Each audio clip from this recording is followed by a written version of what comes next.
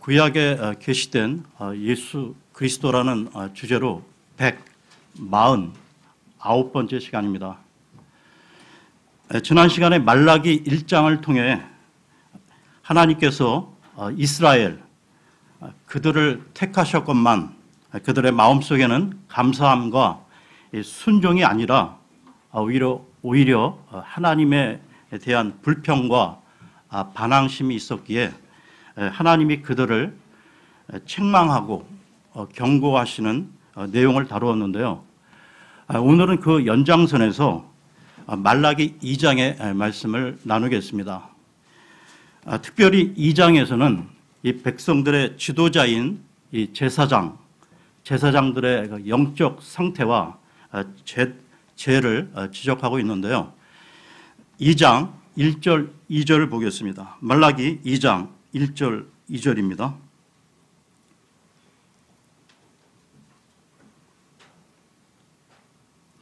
오 너희 제사장들아 이제 이 명령은 너희를 위한 것이니라. 만군의 주가 말하노라. 만일 너희가 들으려 하지 아니하며 그것을 마음에 들여 하지 아니하여 내 이름의 영광을 돌리지 아니하면 내가 너희에게 심지어 저주를 보내어 너희의 복들을 저주하리라. 참으로 내가 이미 그것들을 저주하였으니 이는 너희가 그것을 마음에 두지 아니하기 때문이라. 제사장들은 하나님의 율법을 이 백성들에게 가르치도록 되어 있었고 백성들에게 하나님을 알도록 할 의무가 있었습니다.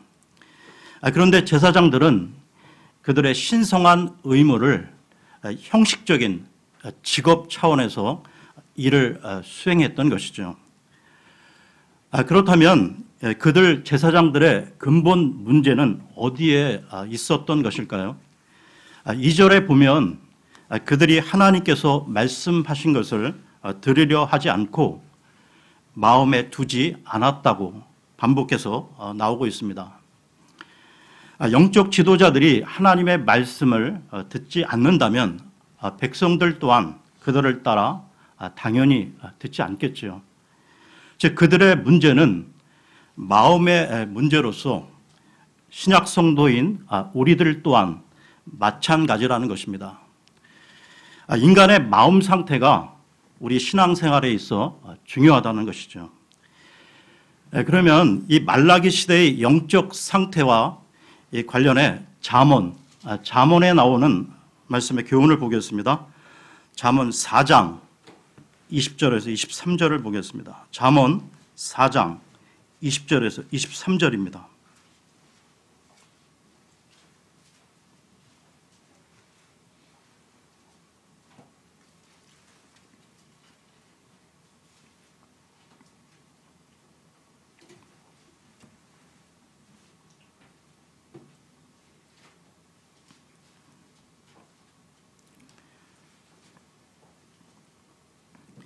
내 아들아 내 말들의 주의를 기울이며 내가 말하는 것에 네 귀를 기울이라. 그것들을 내 눈에서 떠나게 하지 말며 네 마음 한가운데 간직하라. 그것들을 찾는 자들에게 생명이 되며 그들 모두의 육체에 건강이 되느니라. 열심을 다하여 네 마음을 지키라. 생명의 근원이 거기에서 나오느니라. 하나님의 말씀이 우리의 마음밭에 제대로 심겨질 때 우리는 올바른 신앙생활을 할 수가 있다는 것입니다. 다시 말씀드리면 우리 인생에 있어 중요한 것은 우리 마음의 상태가 어떠하냐는 것이죠. 똑같이 그 힘든 사역을 할 때도 주님을 사랑하는 마음으로 하면 기쁨으로 할 수 있지만 그렇지 않으면 이 사역은 정말 너무나 무거운 인생의 짐이 된다는 것입니다. 말라기 시대의 제사장들은 지교하는 마음으로 이 하나님 앞에 형식적인 희생 제사를 드리고 있었는데요. 종교 지도자들의 그 제사장들의 그 마음을 보신 하나님께서는 그들에게 강력한 심판의 말씀을 하셨던 것입니다. 말라기로 돌아와서요. 2장 3절을 보겠습니다. 말라기 2장 3절입니다. 보라, 내가 너희 씨를 썩게 하며 똥, 곧 너희의 엄숙한 명절들의 똥을 너희 얼굴에 바르리니 사람이 너희를 그 똥과 함께 취하여 가리라.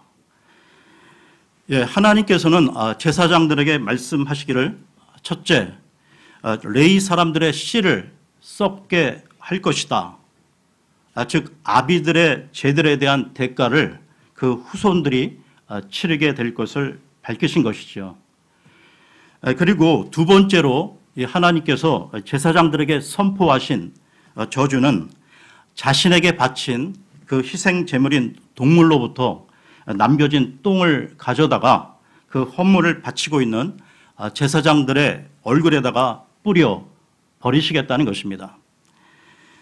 그리고 세 번째로 이 밝히신 저주의 내용은 제사장들이 그 희생 제물을 드리고 모든 수고가 다 끝나고 나서요, 마지막에 남은 온갖 쓰레기들과 함께 그들도 다 치워 버리시겠다고 말씀하고 있습니다. 그러니까 하나님께서는 그 제사장들의 그 마음을 아시고 하나님께서는 그들을 다 태워 버려야만 하는 그 쓸데없는 쓰레기 더미로 보시고 있는 것이죠. 말라기 그 당시 제사장들의 그 잘못으로 인해 이 영적 죄악이 모든 백성들 안으로 급속히 퍼져 나가고 있었기에 하나님께서는 이런 심판의 말씀을 하신 것입니다. 그러면 계속해서 말라기 2장 4절 5절을 보겠습니다. 4절 5절입니다. 만군의 주가 말하노라, 내 언약이 레위와 함께 있게 하려고 내가 이 명령을 너희에게 보낸 줄을 너희가 알지니라. 그와 함께한 내 언약은 생명과 화평의 언약이었노라. 그가 두려움으로 나를 두려워하며 내 이름 앞에서 무서워하였으므로 내가 그것들을 그에게 주었노라. 5절에 그와 함께한 내 언약, 즉 레위와 함께한 내 언약은 생명과 화평의 언약이었다고 나오고 있습니다. 레위와 맺은 이 생명과 화평의 언약에 대해서는 그 배경을 알아야 하는데요. 출애굽한 이스라엘 백성들이 40년 동안의 그 광야 생활 가운데 시팀이라는 곳에 도착하게 됩니다. 그때 그곳 그 모압의 딸들이 이스라엘 남자들과 행음을 하게 되면서 더 나아가 이스라엘이 바알 신을 섬기게 되는데요. 그러자 하나님께서는 진노하셔서 이스라엘에게 재앙을 보내게 됩니다. 그런데 그 와중에서도 이스라엘 남자 하나가 미디안 여자와 음행을 하게 되는데요. 이것을 본 아론의 손자 비느하스가 손에 창을 들고 그 장막으로 돌진해서 그 남자와 여자를 창으로 찔러 죽이게 됩니다. 그때 하나님께서 비느하스의 행동을 보시고 다음과 같이 말씀하셨는데요. 민수기로 가겠습니다. 민수기 25장 10절에서 13절을 보겠습니다. 민수기 25장 10절에서 13절입니다.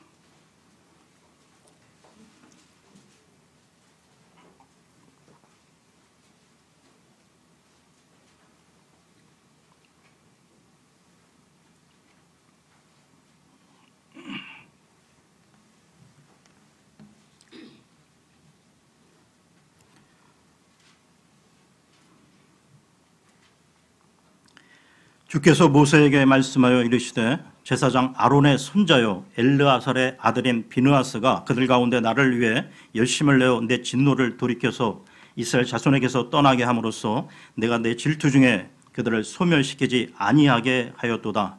그러므로 너는 말하라. 보라, 내가 그에게 화평에 내 언약을 주나니 그와 그의 뒤를 이을 그의 씨가 그것 즉 영존하는 제사장 직분의 언약을 얻으리라. 그가 자기 하나님을 위해 열심을 내었고 이스라엘 자손을 위해 속죄하였느니라. 그러니까 그때 비느하스가 창을 들고 두 사람을 죽이지 않았다면 이스라엘 백성은 더 큰 심판을 받았을 텐데요. 비느하스로 인해 하나님께서는 그 진노를 그치시고 백성들에게 임한 재앙을 거두어 가셨습니다. 이 사건의 교훈은 제사장이 자신의 직무를 올바로 수행할 때 백성들이 속죄함을 입고 생명과 화평을 누리게 된다는 것이죠. 그러면 말라기로 돌아와서요. 2장 5절, 6절을 보겠습니다. 말라기 2장 5절, 6절입니다. 그와 함께한 내 언약은 생명과 화평의 언약이었노라. 그가 두려움으로 나를 두려워하며 내 이름 앞에서 무서워하였으므로 내가 그것들을 그에게 주었노라. 그의 입에는 진리의 법이 있고 그의 입술에서는 불법을 찾을 수 없으며 그가 화평과 공평 가운데서 나와 함께 걷고 많은 사람을 돌이켜 불법에서 떠나게 하였느니라. 지금 읽은 이 5절과 6절에는 제사장의 그 바람직한 특성들이 열거되어 나오는데요. 잘 보시기 바랍니다. 5절 중간에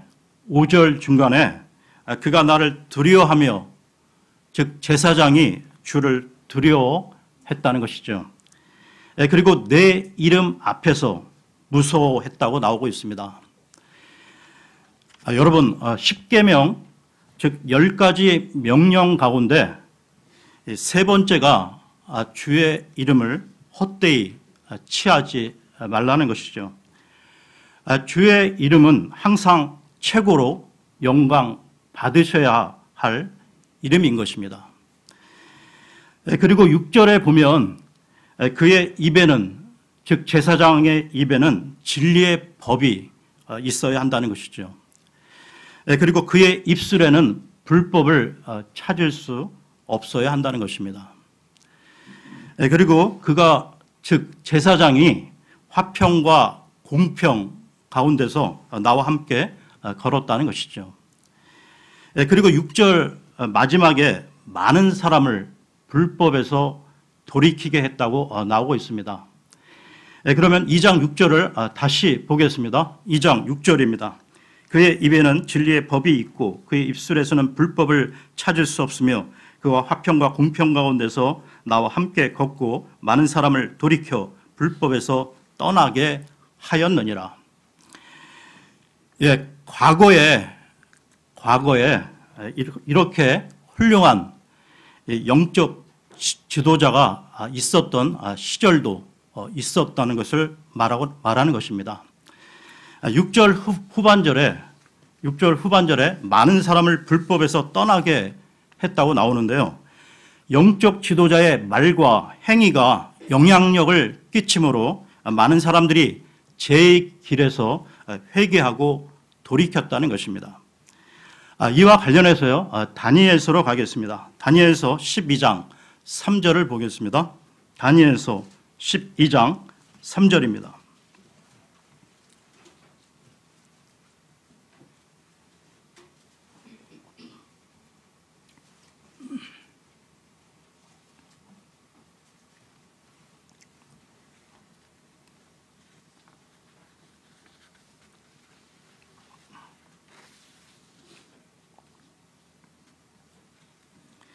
지혜로운 자들은 궁창의 광채같이 빛나고 많은 사람을 의로 돌아서게 하는 자들은 별들과 같이 영원 무궁토록 빛나리라. 많은 사람을 의로 돌아서게 하는 자들, 즉 신약 성도인 우리들은 왕가의 제사장들로서 세상 불신자들에게 그리스도의 복음을 전함으로 그들로 하여금 의로 돌아서게 해야 한다는 것입니다. 그러면 말라기로 돌아와서요, 2장 7절을 보겠습니다. 2장 7절입니다. 제사장의 입술은 지식을 지켜야 하며 그들은 그의 입에서 율법을 구해야 하나니 그는 만군의 주의 사자니라. 백성들은 제사장에게로 와서 그의 입술에서 나오는 하나님의 말씀을 들어야 한다는 것입니다. 그러나 말라기 시대에 와서 레위 지파는 완전 실패를 하게 되는데요.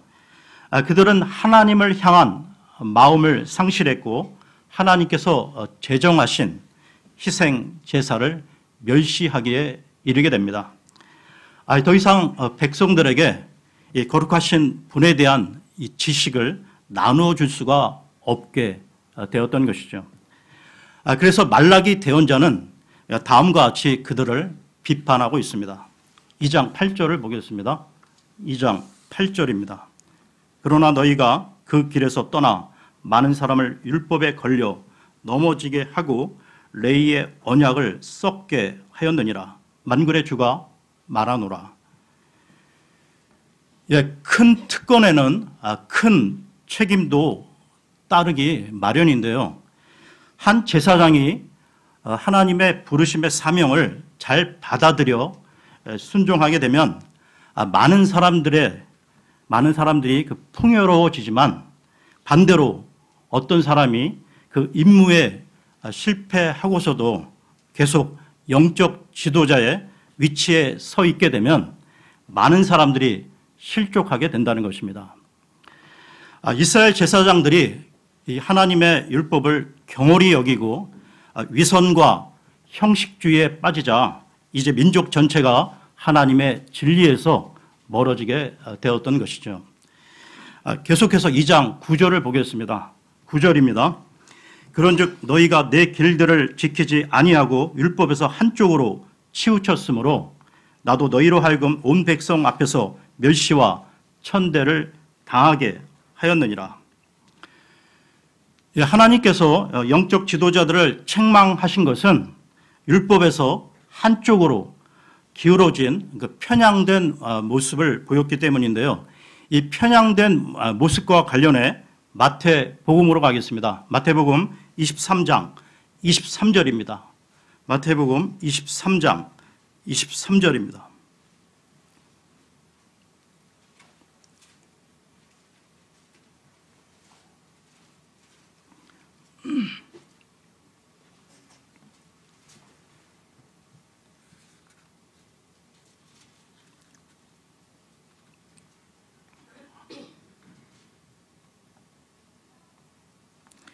서기관들과 바리새인들 위선자들아 너희에게 화가 있을지어다. 너희가 박하와 회항과 근처의 11조는 바치되 율법에 더 중대한 문제인 판단의 공의와 긍휼과 믿음은 무시하였도다. 너희가 마땅히 이것들을 행하였어야 하거니와 다른 것도 행하지 않은 채 내버려 두지 말아야 하느니라. 예수님 당시에도 외형적인 종교 의식은 중요하다고 다 행했지만 더 중요한 내면의 것을 무시함으로 편향적인 자세를 보였던 것이죠. 구약의 제사장들은 실패로 끝났고 예수님 당시 제사장을 포함한 종교 지도자들 또한 위선적인 행동을 함으로 예수님에게 힐난의 말씀을 들어야 했습니다. 그렇다면 신약 성도들은 어떤 삶을 살아야 되겠습니까? 로마서로 가겠습니다. 로마서 12장 1절을 보겠습니다. 로마서 12장 1절입니다.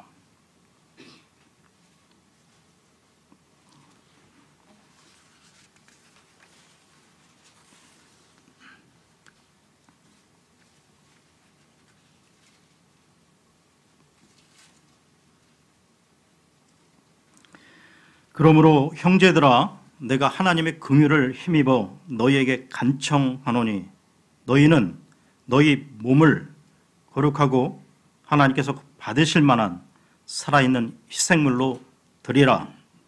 그것이 너희 합당한 섬김이니라. 예수 그리스도를 통해 구원받은 모든 신약 성도는 베드로전서 2장 5절 9절에 나오듯이 베드로전서 2장 5절 9절에 나오듯이 왕가의 제사장으로 거룩해야 하는데요.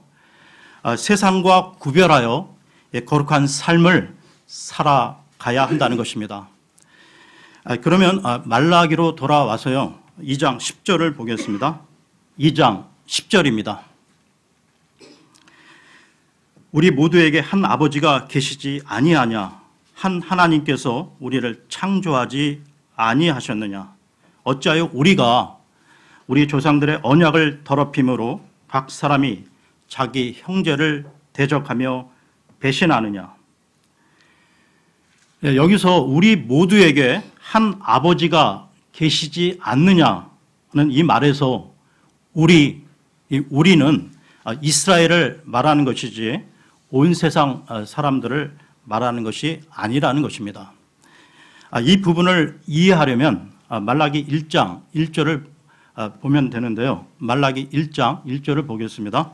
말라기 1장 1절입니다. 말라기를 통하여 이스라엘에게 주신 주의 말씀에 엄중한 부담이라. 말라기의 말씀은 1차적으로 이스라엘에게 주신 것이죠. 그러면 다시 2장 10절로 돌아오겠습니다. 2장 10절, 10절에 보시면 한 아버지, 우리, 자기 형제라는 말이 나오는데요. 그러니까 2장 10절의 내용은 우리에게 한 아버지가 계시고 우리 이스라엘 민족은 다 같은 조상을 가지고 있는데 어찌 너희 지파들 가운데 다른 지파 사람들을 대적하며 배신할 수 있느냐는 질책의 말씀입니다. 즉 어떤 한 사람이 율법에 일치해서 살고자 한다면 그는 자신의 형제에게 즉 사람 관계에서도 잘 대주어야 한다는 것입니다.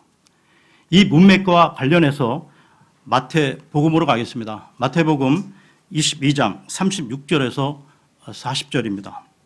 마태복음 22장 36절에서 40절입니다.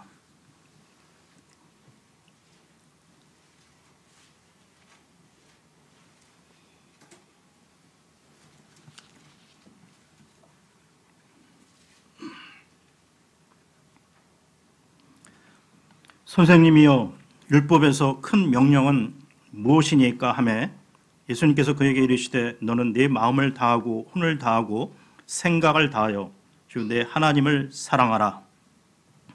이것이 첫째가는 큰 명령이요 둘째 명령은 그것과 같은 것으로서 너는 내 이웃을 내 자신과 같이 사랑하라이니라. 모든 율법과 대언자들의 글이 이 두 명령에 매달려 있느니라 하시니라. 그러니까 하나님 사랑과 이웃 사랑은 따로가 아니라 늘 같이 가야 한다는 것입니다. 그러면 말라기로 돌아와서요. 2장 11절을 보겠습니다. 말라기 2장 11절입니다. 유다는 배신하였고 이스라엘과 예루살렘 안에서는 가증한 일이 저질러졌나니 유다가 주께서 사랑하시는 것, 즉 그분의 거룩함을 더럽히고 이방신의 딸과 결혼하였느니라. 이스라엘이 다른 이방신의 딸과 결혼했다는 것은 그들에게 하나님을 향한 믿음과 충성심이 약해진 것을 말하는 것이죠. 잘못 시작된 것은 결국 그 귀결이 잘못될 수밖에 없다는 것입니다. 성경에 나오는 잘못된 결혼은 솔로몬이 이방 여인들과 행한 결혼의 결과에서도 잘 볼 수가 있죠. 계속해서 2장 12절을 보겠습니다. 2장 12절입니다. 이 일을 행하는 자가 선생이나 배우는 자나 혹은 만군의 주께 헌물을 드리는 자라도 주께서 야곱의 장막들 가운데서 그 사람을 끄집어내어 끊으시리라. 끝부분에 끊으신다는 이 말은 죽이거나 처형한다는 의미를 갖고 있는데요. 따라서 이스라엘이 이 이방인과 혼인한다는 사실은 심각한 범죄였다는 것입니다. 우리 삶 가운데 죄악을 범하면 하나님 앞에 헌물을 바치고 경배를 드린다 해도 하나님은 받지 않으신다는 것이죠. 계속해서 2장 13절을 보겠습니다. 2장 13절입니다. 또 너희가 눈물과 울음과 부르짖음으로 주의 제단을 덮으면서 또한 이런 일을 행하였나니 그러므로 그분께서 다시는 헌물을 중히 여기지 아니하시며 그것을 너희 손에서 선한 뜻으로 받지도 아니하시느니라. 여기 13절에 하나님의 제단을 눈물로 덮는 사람들이 나오고 있습니다. 그들은 아마도 하나님께 잘못했습니다라고 말은 했겠죠. 그리고 헌물도 가져왔습니다. 그런데 문제는 그들이 행실을 바꾸지 않고 같은 죄를 반복해서 지은 것인데요. 그런 그들을 하나님은 외면하신다는 것입니다.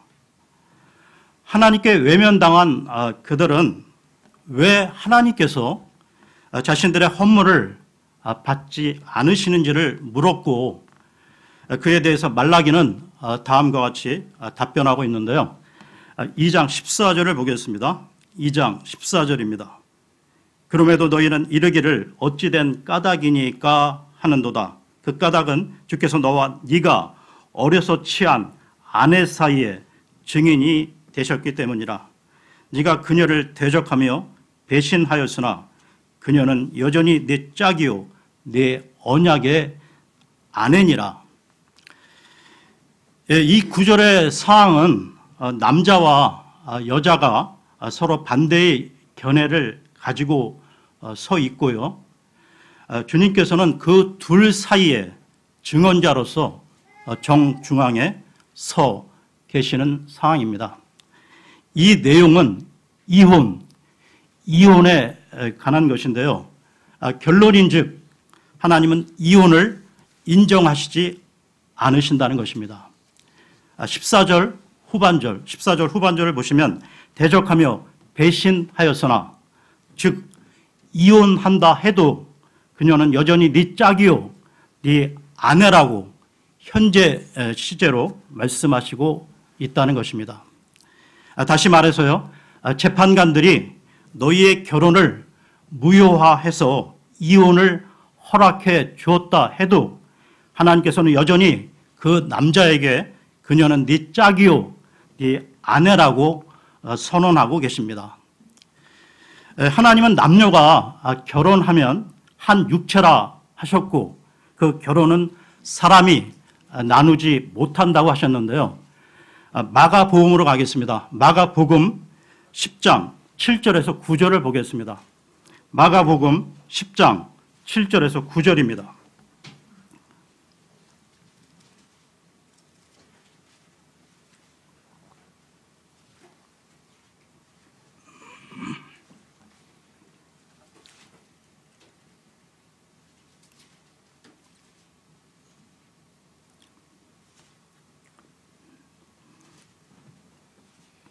이런 까닭에 남자가 자기 아버지와 어머니를 떠나 자기 아내와 연합하여 그들 둘이 한 육체가 될지니라. 그런즉 이와 같이 그들이 더 이상 둘이 아니요 한 육체이니 그러므로 하나님께서 짝지어 주신 것을 사람이 나누지 못할지니라 하시니라. 그러면 말라기로 돌아와서요. 2장 15절을 보겠습니다. 말라기 2장 15절입니다. 그분께는 영의 여분이 있었으되 그분께서 하나를 만들지 아니하셨느냐? 어찌하여 하나만 만드셨느냐?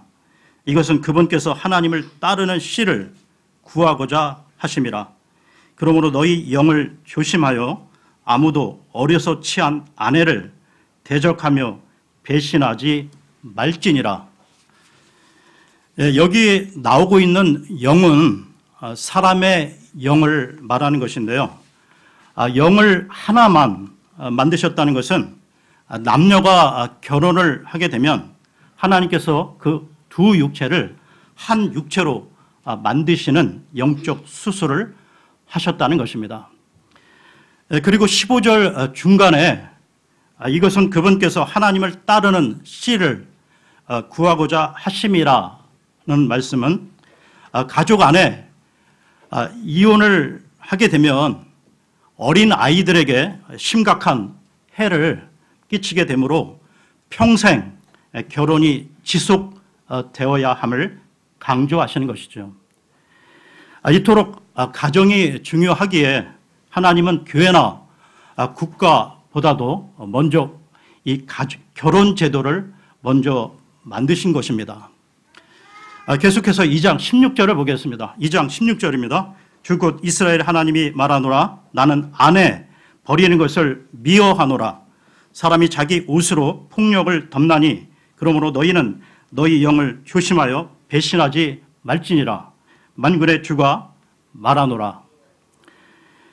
15절과 16절 이 반복해서 너희 영을 조심하여 배신하지 말라고 나오고 있는데요. 이 결혼 문제는 영적인 문제로서 하나님이 말씀하시는 것은 결혼하게 되면 당신의 영은 독립적이지 않고 하나님에 의해 당신의 배우자와 결합되어 있다는 사실을 놓쳐서는 안 된다는 것입니다. 계속해서 2장 17절을 보겠습니다. 2장 17절입니다. 너희가 너희 말로 주를 지치게 하고도 이르기를 우리가 어떤 점에서 그분을 지치게 하였느냐 하나니 너희가 이르기를 악을 행하는 자마다 주의 눈앞에서 선한 자며 그분께서 그들을 기뻐하신다 하거나 혹은 이르기를 심판하시는 하나님이 어디 계시냐 하는 점에서 그리하였느니라. 약 2500년 전 이 말라기 대원자에게 항해했던 이 부패한 제사장들의 모습과 오늘날 이 시대의 불의한 사꾼 이 목자들의 모습이 똑같은데요. 오늘날 이 시대에 그들은 이 불의한 이 사꾼 목자들은 자기 배만 불리며 성경의 기준을 무시하는 사람들입니다. 이렇게 하나님의 말씀을 거부하는 종교 지도자들에 대해 예수 그리스도께서 말씀하셨는데요. 요한복음으로 가겠습니다. 요한복음 12장 48절을 보겠습니다. 요한복음 12장 48절입니다.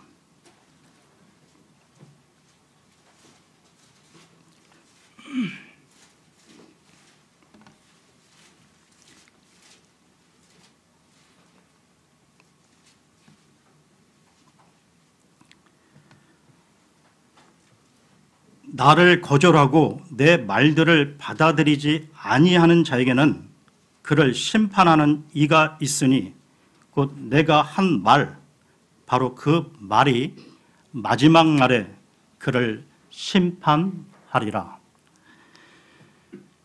시편 39편 5절에 인간은 최상의 상태에 있더라도 인간은 전적으로 헛될 뿐이라고 밝히고 있듯이 언제 어디서나 우리 판단 기준의 최종 권위는 목사를 비롯한 어떤 사람이 아니라 절대적인 하나님의 말씀이어야만 한다는 것입니다.